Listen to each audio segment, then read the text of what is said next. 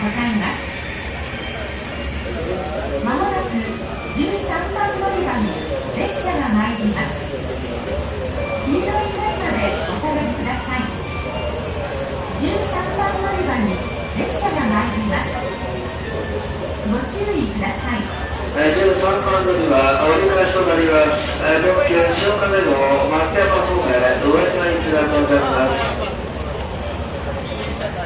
黄色い線までお下がりください。塩金号到着しております。当列車は17時22分発特急塩金21号松山方面宇和島行きです。発車までしばらくお待ちください。お客様にお断りいたします。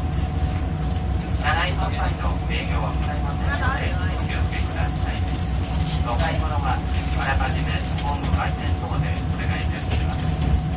車内販売の営業はございませんのでお気をつけください。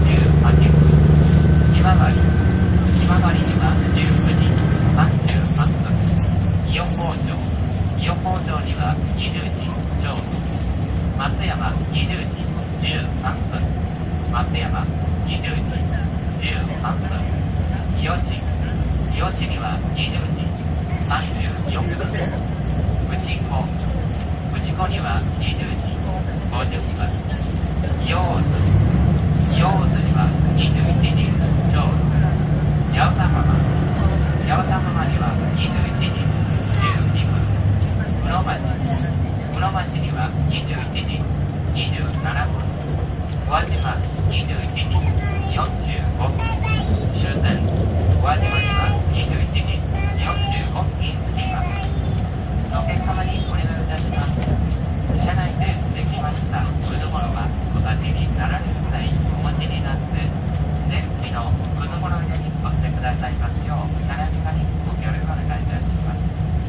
帯電話をお持ちのお客様、車内ではマナーモードなどに切り替えていただき、ご使用はデッキでお願いいたします。